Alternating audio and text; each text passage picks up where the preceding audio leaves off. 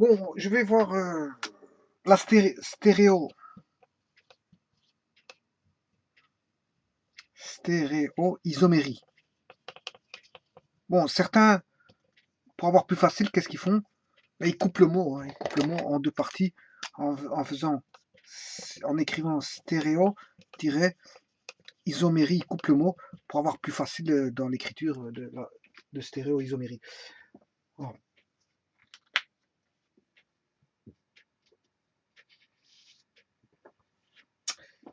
Donc ici, quand on a une molécule comportant donc les mêmes atomes et les mêmes, quand on a des molécules, je veux dire, voilà, qui comportent les mêmes atomes et les mêmes liaisons, hein, euh, et qui diffèrent uniquement par la disposition, je veux dire, géométrique ou géométrique spatiale, eh bien, de leurs atomes, eh bien, ce sont des stéréoisomères. Mais bon, j'ai déjà expliqué ça au travers d'une vidéo précédente qui était la géométrie optique. La géométrie optique, ben, c'est de la stéréoisomérie. Il faut développer non pas la molécule au niveau structurel, au niveau structure, mais au niveau la développer au niveau spatial, et notamment au travers d'un tétraèdre, comme je vais le faire ici dans cette vidéo.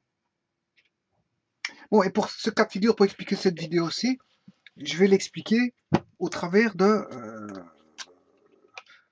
élément qui est celui-ci. Ou en d'autres termes, on écrit généralement l'hydrogène ici et l'oxygène ici. Voilà. Voilà, on va dire, je vais adopter cette formule brute, celle-ci, et on va développer cette formule de structure au travers, voilà, et de se demander qu'est-ce que c'est et trouver ces isomères, et trouver d'abord qu'est-ce que c'est comme formule. Bon, on va aller à la recherche de cette molécule et puis développer la théorie concernant la stéréoisomérie. L'énantiomérie, j'ai déjà expliqué, la stéréoisomérie, mais ici c'est plus une vidéo qui va se consacrer à la diastéréoisomérie.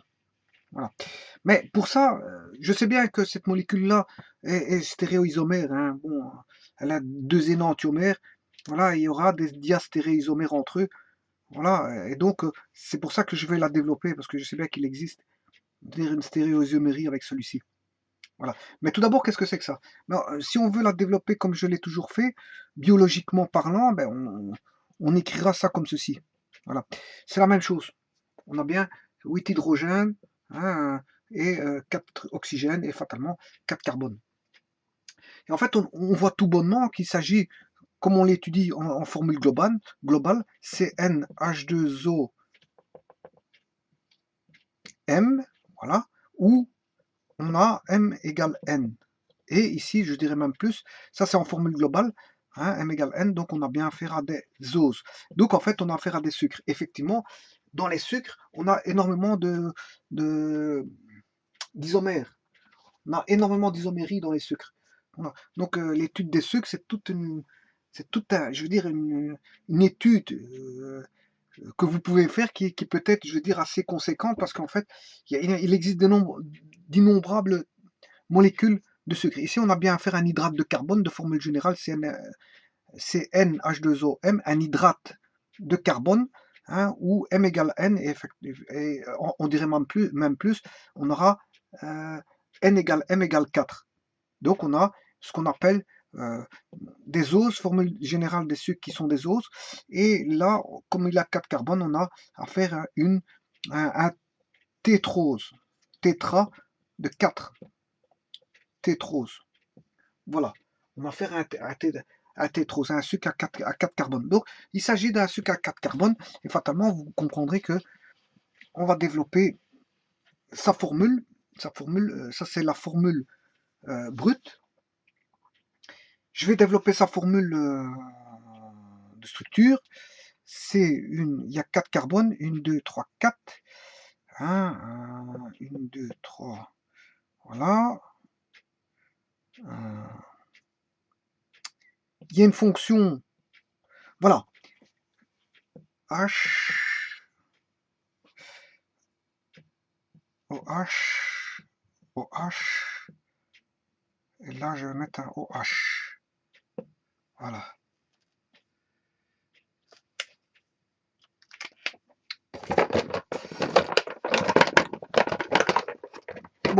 voyons voir si on a ceci. J'ai bien un carbone, 2 carbones, 3 carbones, 4 carbones. J'ai bien les 4 carbones. Bon, les oxygènes, j'en ai bien 1, 2, 3. J'ai bien 4 oxygènes. Donc, apparemment, ça devrait être bon. Donc maintenant, je vais regarder les liaisons. Là, les hydrogènes, pardon. Ici, j'ai un hydrogène, 2 hydrogènes, un hydrogène, 2 hydrogènes, 3 hydrogènes, 4 hydrogènes, une, 2, je dois avoir, voilà, une double liaison ici, là, j'ai une liaison, donc ici elle est complète, là, 1, 2, 3, pour qu'elle soit complète, je dois avoir ceci, voilà. Ici OH, 1, 2, 3, pour avoir qu'elle soit complète comme ceci, et ici 1, 2, 3, 4, HH. Ce qui fait combien d'hydrogènes ça? 1, 2, 3, 4, 5, 6, 7, 8. Voilà, j'ai mes 8 hydrogènes. J'ai mes 8 hydrogènes.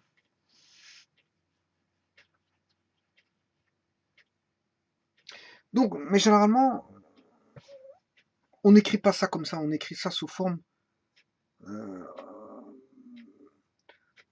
de,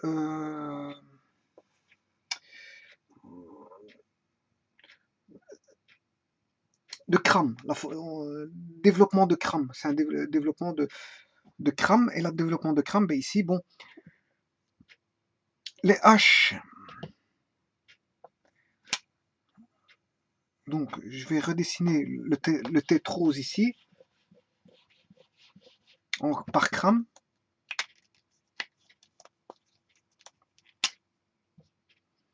Donc j'aurais de l'oxygène, de l'hydrogène, on aurait une structure comme ceci. Là, on aurait les carbones, bien sûr. Hein. Là, je suis pas obligé de mettre le carbone. Voilà, une structure comme ceci. Celui-là, il est là, celui-là, il est là, celui-là, il est là. Celui-ci, il remonte. Ouais. Voilà. Alors maintenant, je vais positionner mes fonctions OH. Celui-ci, je peux le mettre devant le plan.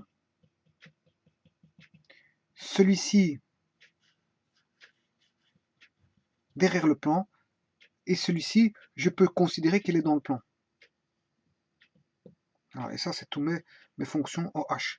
Et là, j'ai une fonction, j'ai une représentation spatiale de CRAM.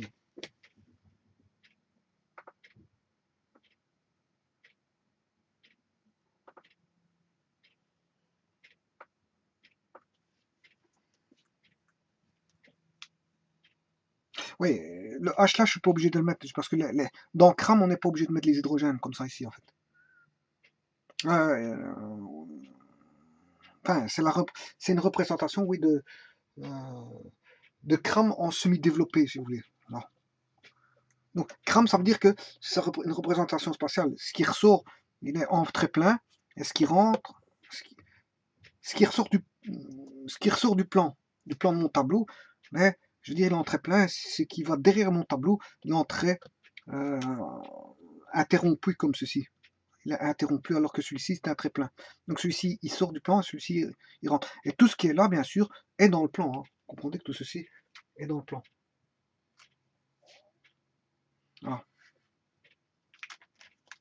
Et donc on ne représente pas les hydrogènes. Hein. Dans CRAM, comme ceci, la semi-développée de CRAM,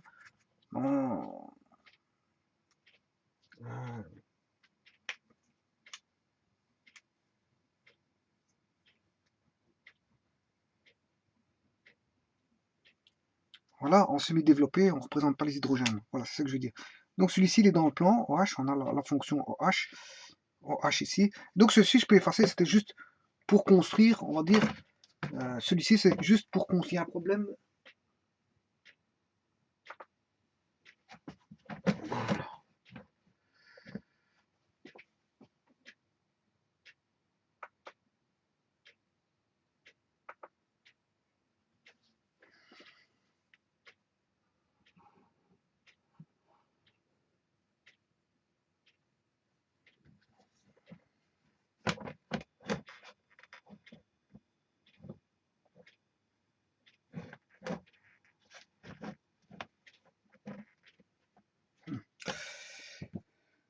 Voilà.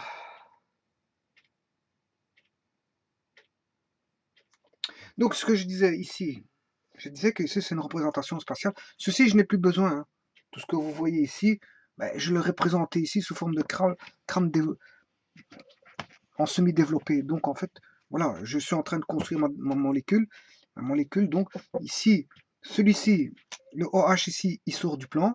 Le OH ici, celui-ci il sort du plan, donc il vient vers moi. Celui-ci, il est derrière le plan, donc derrière le plan du tableau. Et celui-ci, il est dans le plan. Donc on a trois fonctions OH, et c'est une manière de voir ce que vaut ce fameux C4 H8 O4. Ce fameux C4H8O4 donne une formule de ce style-là. Voilà. Et donc on a trois fonctions OH. Voilà. Donc c'est ce qu'on appelle un sucre, c'est un sucre qui est un os à 4 carbones, qui est un tétrose, une famille de tétroses. Et ici exactement, quand il a 4 carbones exactement, c'est ce qu'on appelle une érythrose. Un sucre qu'on appelle l'érythrose. Voilà, l'érythrose, mais il faut un H. Je crois qu'il faut un H à érythrose. Je crois qu'il faut un H ici. Érythrose, normalement ça s'écrit comme ça. Érythrose.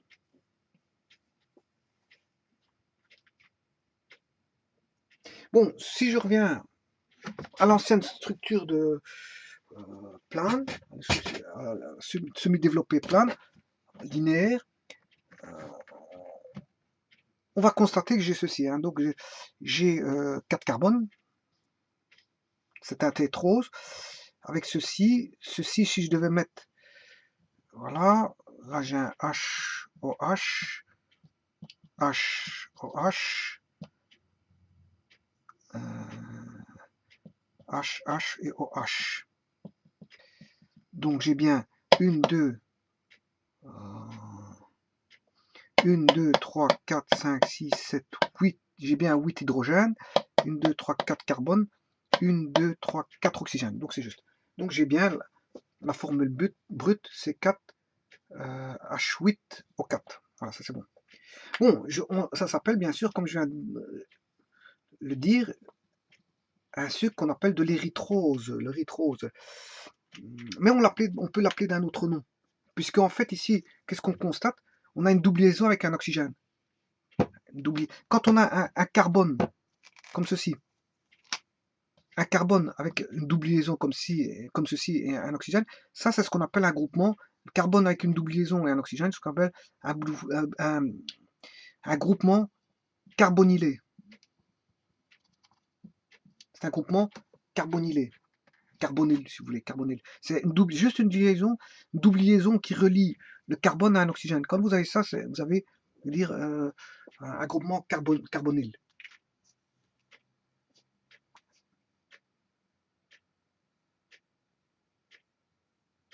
Voilà. Et quand on a un groupement carbonyl, ben ceci s'apparente à quoi? Ça s'apparente à ceci. Donc tout ce groupement contenant les trois carbones de la chaîne précédente, je vais l'appeler radical. C'est un radical R, un radical contenant 3 carbones, on s'en fout avec le reste. Bon, je regroupe en un radical R d'hydrocarbures qu'on avait derrière. Bon.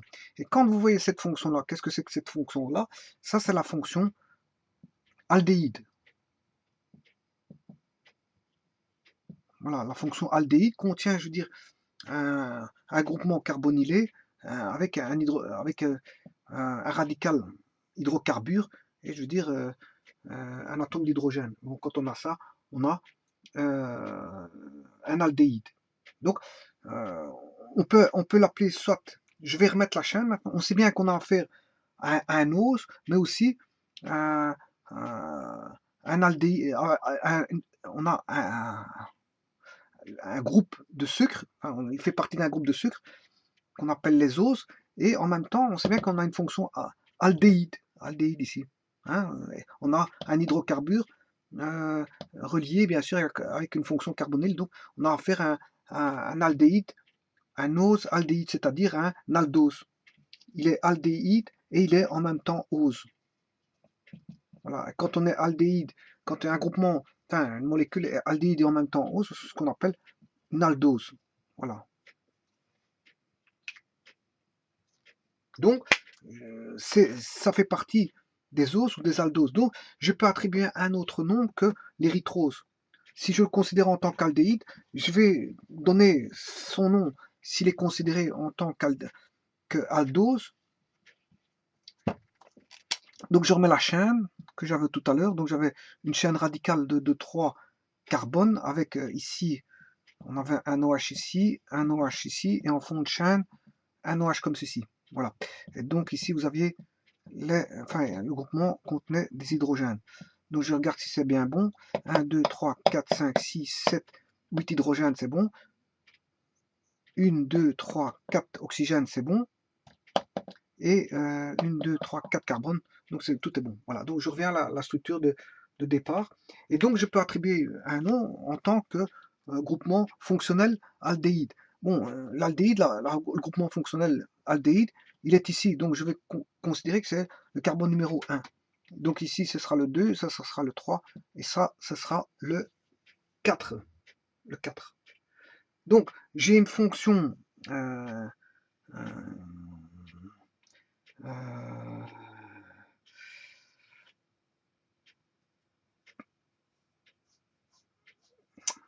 ouais.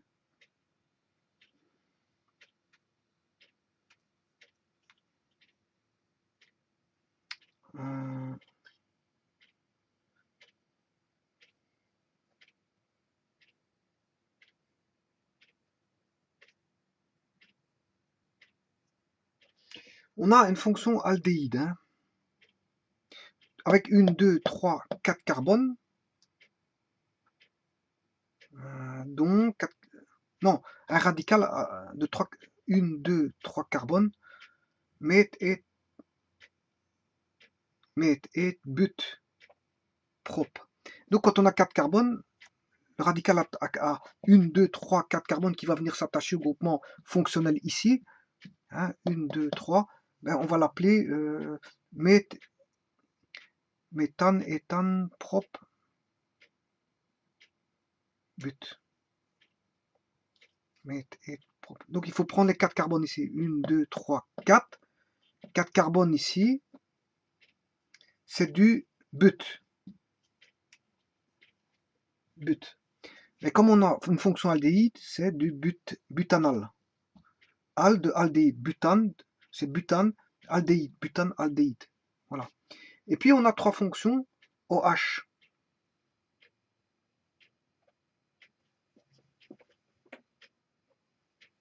On a 3 fonctions OH. 1, 2, 3, qui vient s'adosser, je veux dire, au carbone numéro 2, 3 et 4. Donc, on dira qu'on a 2, 3, 4, 3 qui est tri,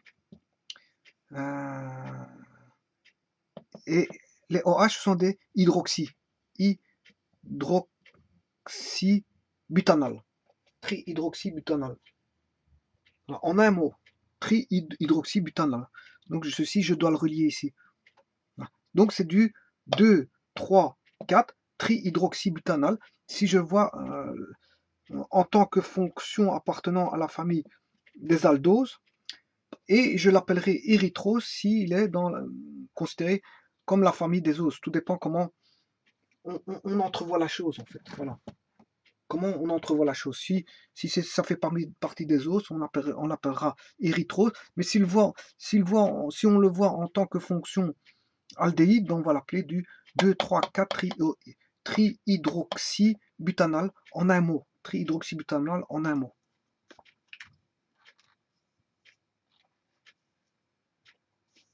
Bon, le butanal,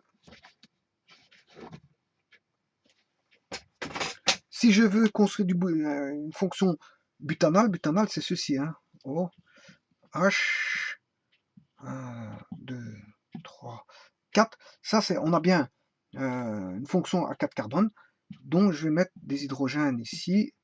Voilà. Là, j'ai fait la formule développée. Et si je veux écrire la formule semi-développée, donc là, ça, j'ai fait le développement ici. Je mets mes hydrogènes ici. Hein. Voilà. Donc ça en a bien. Là, c'est du butanal. Hein.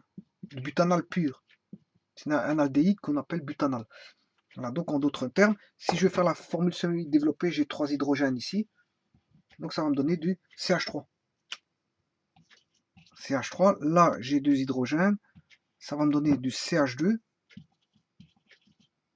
Voilà, et là j'ai 2 hydrogènes. On va donner du CH2. Voilà le butanal. C'est ce que c'est. Voilà, le butanal, c'est ça.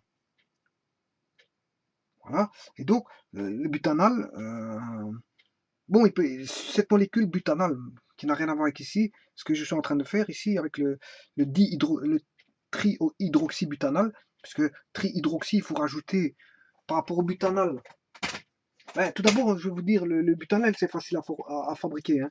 Il peut se fabriquer par ce qu'on appelle une hydroformylation, hydroformylation,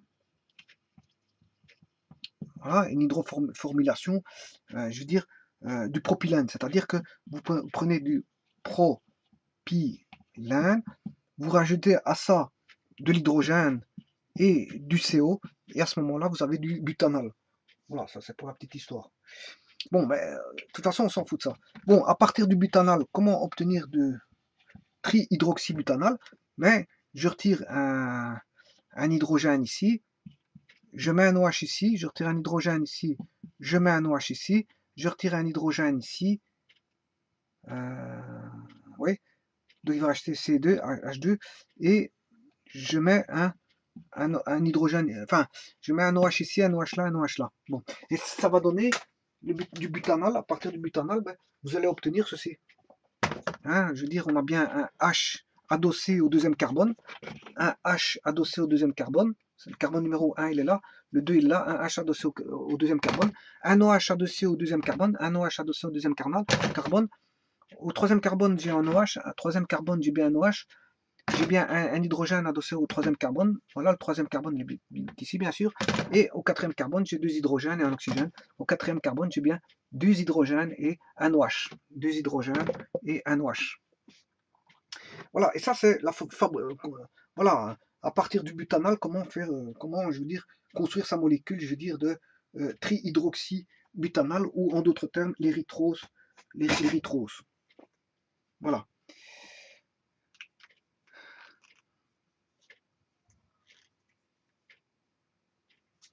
Donc on peut voir le nom de la molécule sous deux formes bien précises, soit sous forme d'ose ou soit sous forme d'aldose. D'aldose, et donc si on l'appelle sous forme d'aldose, ben, on change de nom et on parle de trihydroxybutanal pour l'érythrose. Bon, alors maintenant je vais rechercher comment euh, euh,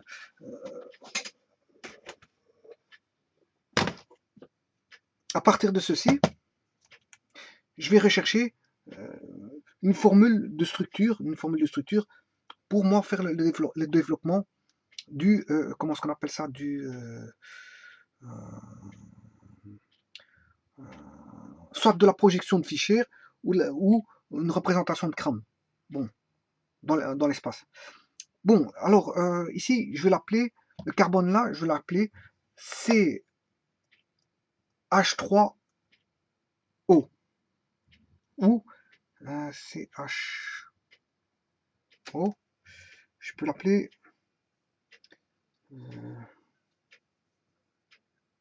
C. Voilà. Ici, donc ceci, on sait bien comment elle s'appelle. Donc, si je sais bien comment elle s'appelle, je vais enlever les noms. Les noms, je vais les retirer. Trihydroxyalbutanal ou en cours de l'érythrose. Bon. Celui-ci peut s'écrire COH. Voilà. COH. 6 COH2.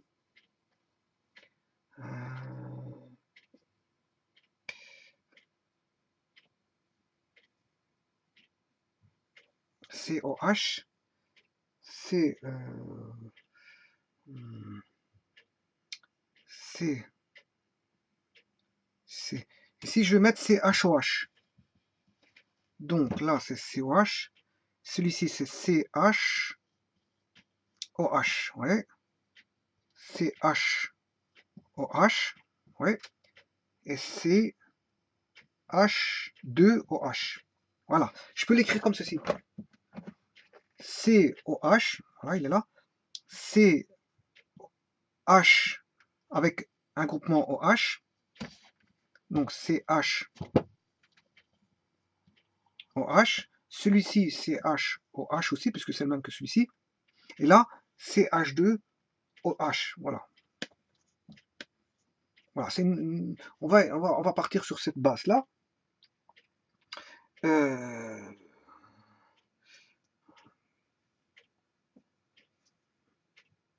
Voilà. Alors, à partir d'ici,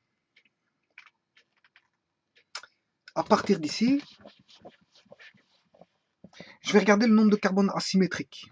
Bon, si je fais une représentation spatiale à partir de ce carbone-là, ben, j'aurai le carbone ici, avec du OH,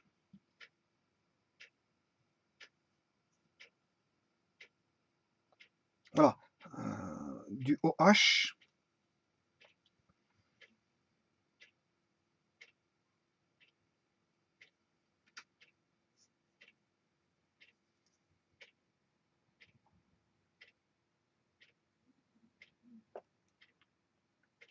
CH2. Voilà, si je prends cet atome-là, ce carbone ici, vous comprendrez que ce carbone-là, celui-ci, si je devais faire une représentation spatiale en tétraèdre, ben, il y aurait deux hydrogènes comme ceci, un OH, et je veux dire, et toute la chaîne qui est ici, que je vais appeler R. Voilà, tout le radical ici. Et là, vous comprendrez que j'ai deux hydrogènes ici. Voilà, et quand on a deux atomes, pour avoir un carbone asymétrique, qu'est-ce qu'il faut? Ben, il faut quatre éléments autour du carbone qui sont différents. Or, ici, j'ai deux hydrogènes, donc ça ne sera pas être un carbone asymétrique. Donc, celui-ci n'est déjà pas un carbone asymétrique, celui-ci. Bon, je regarde le deuxième. Si je prends le deuxième, je peux écrire H,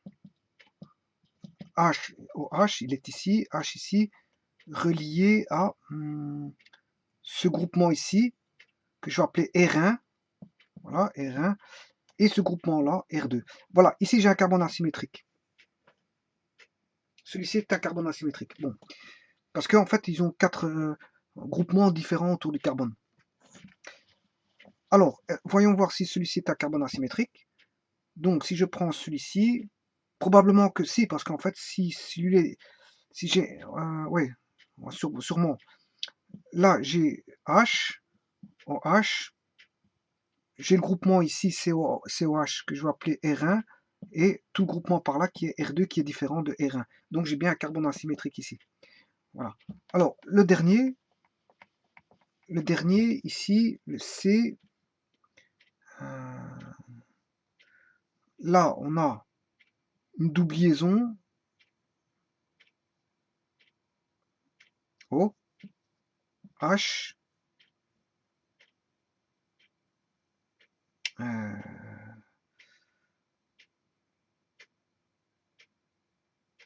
là j'aurais pas de tétraèdre, hein. J'aurais pas de tétraèdre.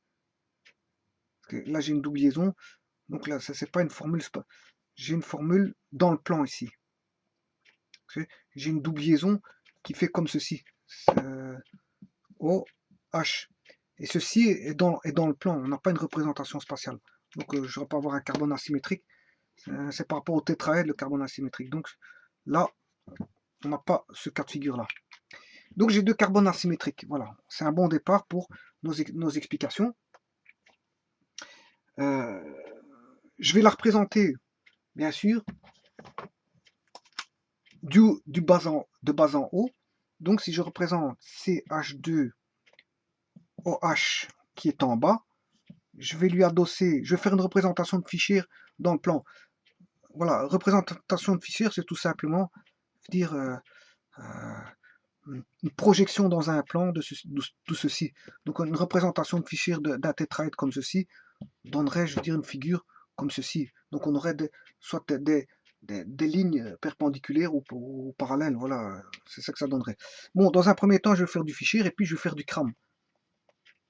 Bon, pour avoir plus facile, je vais d'abord faire en fichier. CH2 OH, je le mets en bas. Ensuite, on rencontre CH OH en fichier. Ensuite, on rencontre celui-ci CH OH. Et enfin, on raconte bien sûr COH. Voilà en fichier. Voilà ce que ça donne en fichier. Voilà.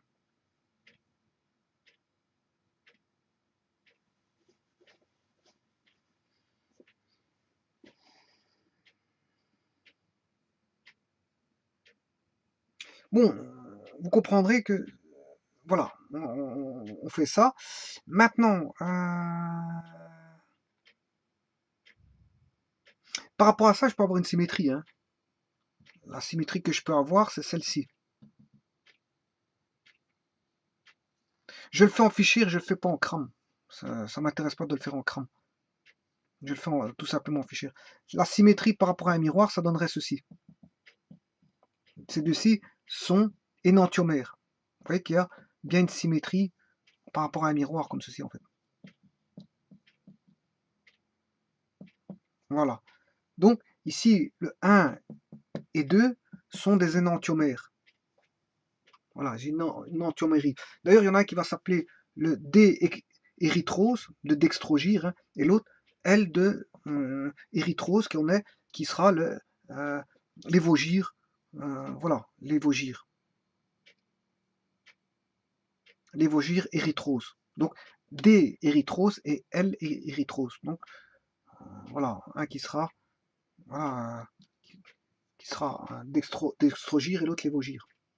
Donc, on a bien deux énantiomères ici. Et ça, c'est le miroir. Voilà, le miroir qui permet d'avoir la symétrie. Bon, maintenant, ça, c'est pour mon premier cas de figure. Mais j'ai un deuxième carbone asymétrique.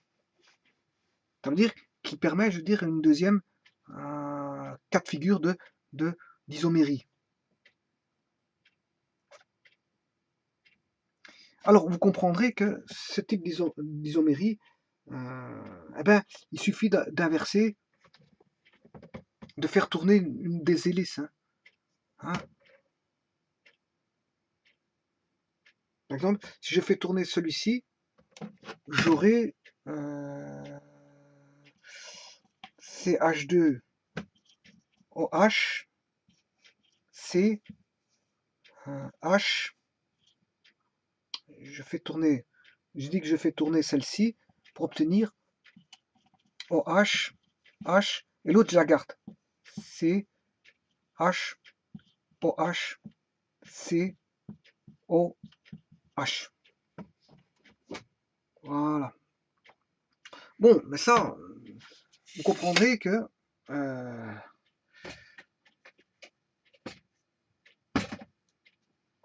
donc ici, je l'ai fait en représentation de fichier pour avoir plus facile. Hein. Je peux le faire en cram dans l'espace. Si vous voulez du cram, il faut remettre ceci en spatial. Hein. Voilà, il faut l'avoir d'une certaine manière, de façon spatiale. Mais ça m'intéresse pas ici de faire du cram. Je préfère en fichier, c'est plus facile à expliquer. Voilà. Voilà. Et si lui aussi va donner, comme il y a deux carbones asymétriques, il y a deux carbones asymétriques, ce qui fait 2 exposants en 2, j'aurai 4 isomères, 4 cas d'isomérie en fait. Voilà. 4 cas d'isomérie. Il y en a un qui va en donner 2 et l'autre qui va en donner 2, ça fait 4. Voilà. Donc on aura 4 cas et celui-ci, son énantiomère, il faut faire juste, il doit être, par rapport à un miroir, il doit être, je veux dire, symétrique. Donc, le symétrique de lui, il sera là. Le symétrique de celui-là, il est là. Le symétrique de celui-là, de celui-là, il est là. Voilà. Et le symétrique de celui-ci, il est de l'autre côté. Voilà. Et donc, celui-ci, son symétrique, il reste là. Voilà. Et donc, vous voyez qu'ils sont énantiomères parce qu'ils ne sont pas superposables l'un avec l'autre. Pourquoi? En fait, c'est dû qu'il n'y a pas l'absence d'un plan de symétrie au travers de la molécule là-bas. Donc, fatalement, de la molécule ici. Voilà. Mais c'est symétrique par rapport à ce plan-là. Voilà. C'est symétrique par rapport à celui-ci. Et ces deux-ci sont...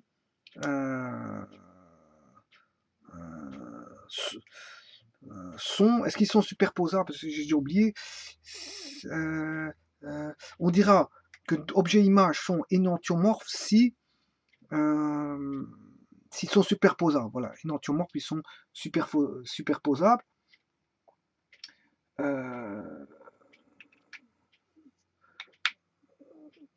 Voilà, et s'ils ne sont pas superposables, ben, ce sont des énantiomères. Voilà.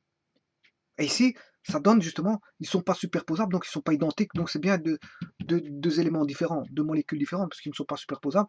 Et ça se voit par, ça peut se repérer par un axe de symétrie. Hein, quand on a une symétrie comme ceci, eh bien, on a ce qu'on appelle une énantiomérie. Bon, maintenant, en fait, est-ce qu'ils sont superposables? Non, ils ne sont pas superposables. Voilà. Ils ne sont pas superposables, mais ils sont symétriques par rapport à un plan de miroir. Hein. Ouais. Mais ils ne sont pas symétriques par rapport à un plan de symétrie intrinsèque, on va dire, propre à eux. Ils sont symétriques par rapport à un miroir, par rapport à un axe de symétrie propre à eux. C'est ça que je veux dire. Bon, alors maintenant, on va dire que la forme ici, voilà, ceci, j'en ai fini avec ceci. On va dire que celui-ci, la forme 1 et la forme 2 sont des énantiomères entre eux. Voilà. La forme 1, hein, cette molécule-ci, hein, qui est de l'érythrose, hein, dextrogire, et celui-ci de l'érythrose, lévogire, eh bien, sont énantiomères entre eux. Étant donné qu'on a deux carbones asymétriques, on a deux autres types d'énantiomérie. Le 3 et le 4. Voilà. Ces deux formes-ci sont aussi énantiomères.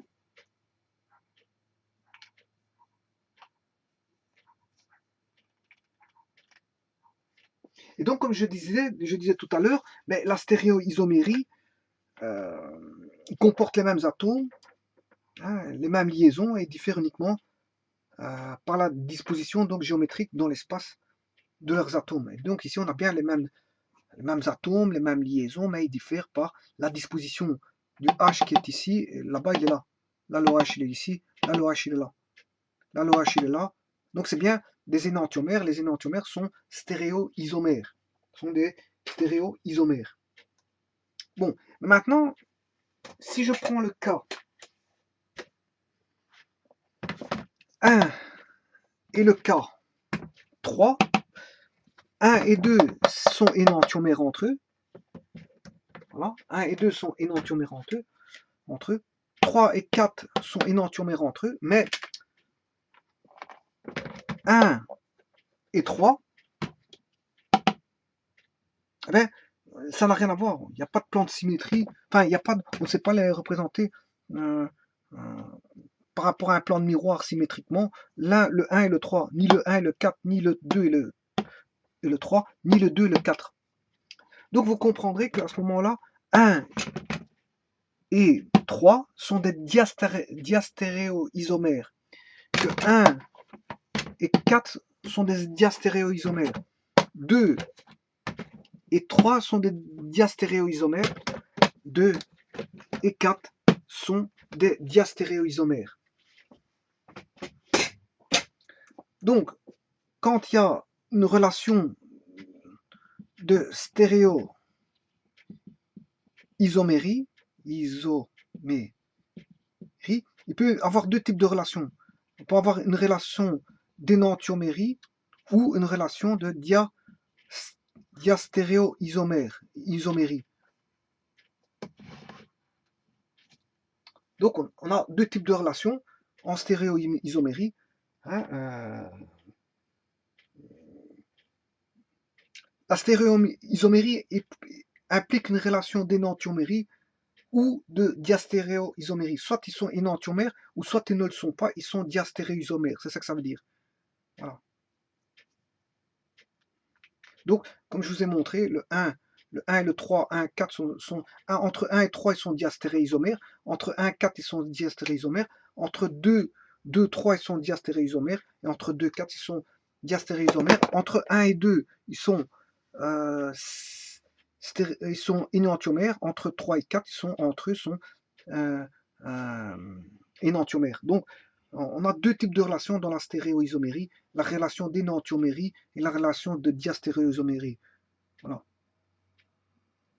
Bon, et on peut définir la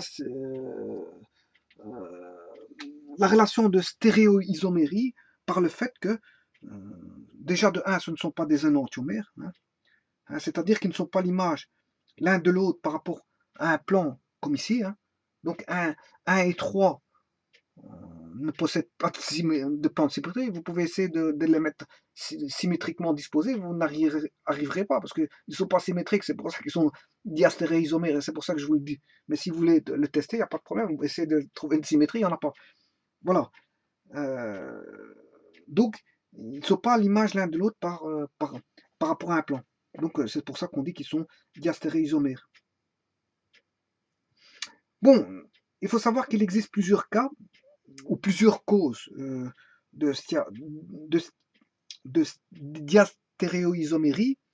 Hein, et un des plus simples que bon, sur Internet, vous allez avoir toutes les causes possibles de diastéréoisomérie. Ils expliquent tout de A à Z. Qu'est-ce qui peut causer une diastéréoisomérie? Mais si vous voulez savoir un peu plus, le plus simple, c'est celui de composés comportant une double liaison. Voilà, une double liaison. Voilà, par exemple, si je prends ce cas de figure-ci, hein, il comporte une double liaison et ça va créer une diastéréoisomérie. Mais si chacun, donc, voilà, si j'ai ceci, x, y, y, c, c, x, y, x, y, x, y, x. Voilà. Là, la double liaison va impliquer, je veux dire, une diastéréoisomérie. Voilà. À cause de la double liaison. Bon, et ça, c'est une des causes. Il y en a plusieurs de causes. Je ne vais pas toutes les établir ici, mais il y a des études bien faites sur la diastéréoisomérie qui donnent tous les cas de types de qui causent qui provoquent une diastéréoisomérie, notamment ici, bon, la double liaison peut créer une diastéréoisomérie.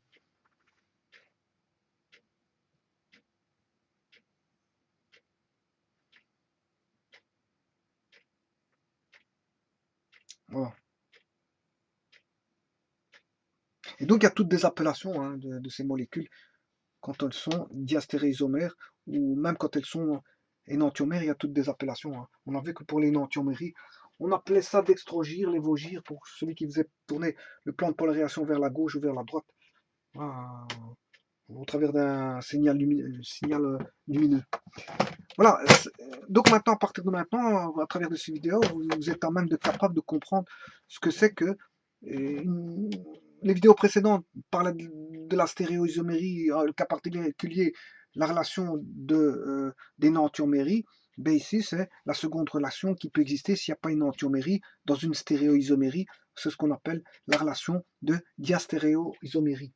Voilà.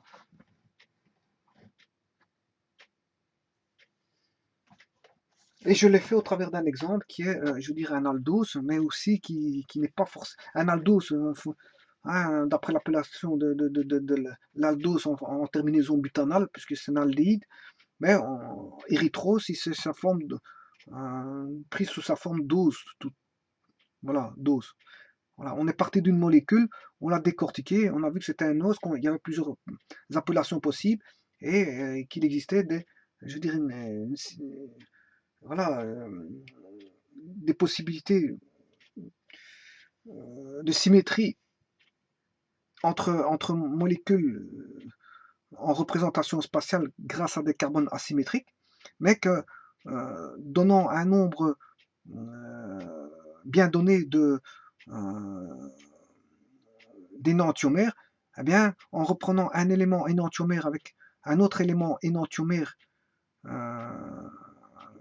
ce que j'ai explicité par le K1 et le K3, ben, donnait ou le K1 et le K4 donnaient ce qu'on appelle, il n'y avait pas d'énantiomérie entre eux, il n'y avait aucune relation d'énantiomérie, donc il fallait définir une relation de diastéréoisomérie. Voilà. Voilà, donc en fait, les possibilités d'énantiomérie, bien sûr, augmentent avec le nombre de carbones asymétriques dans une chaîne. Voilà, donc vous devez développer, je veux dire, la forme tétraédrique pour voir si il existe un carbone asymétrique. Et la forme tétraédrique vous permet de juger si un carbone asymétrique. Carbone asymétrique, c'est facile à retrouver. Il suffit de voir si on a 4 éléments différents, tout simplement. Puisque s'il existe ne fût-ce que 2 éléments identiques, ça veut dire qu'il y a un plan de symétrie qui passe par ce tétraèdre, par le tétraèdre, donc ce que j'appelle une symétrie intrinsèque propre au tétraèdre. Là, à ce moment-là, bon, c'est une symétrie propre, eh bien, en fait, il sera superposable. Hein. C'est une symétrie propre au tétraèdre. Pas confondre ce que j'appelle... Ouais, ça, faut faire attention. Hein. Pas confondre une symétrie propre au tétraèdre, comme ceci. Hein. Supposons qu'il y a un plan de symétrie ici, puisque ces deux éléments-là sont identiques, par exemple. Il y a un plan de symétrie, ben là, il sera superposable. Donc, je ne peux pas définir s'il est superposable. Ben, il est identique à des autres choses qui sont superposables. Hein. Deux éléments se superposent, c'est parce qu'ils sont identiques. C'est ça que ça veut dire. S'ils sont non superposables, ça crée deux éléments différents. Je ne sais pas si vous me comprenez. Voilà. Et pour qu'ils soient non superposables et qu'ils créent des éléments différents, ben, il faut qu'on ait une symétrie comme ceci. Voilà. Voilà, par rapport à un plan de symétrie. Mais cette symétrie aura lieu que si on a carbone asymétrique, c'est-à-dire qu'on aura 4 éléments différents. Voilà. Voilà, si on a un carbone asymétrique, c'est-à-dire qu'on aura ici R1, R2, R3, R4. Pas confondre ce plan de symétrie ici avec un plan intrinsèque de symétrie. Voilà, le plan intrinsèque de symétrie va signifier qu'on a une superposition.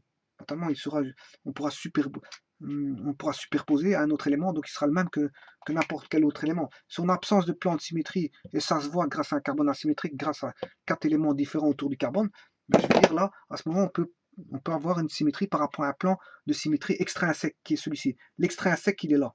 Plan de symétrie extrinsèque. Pas confondre les plans de symétrie, voilà, pour voir si c'est superposable ou pas. Voilà, et l'énantiomérie, si on a un plan de symétrie extrinsèque comme ici, fatalement, on aura possibilité d'avoir deux éléments différents, deux molécules différentes.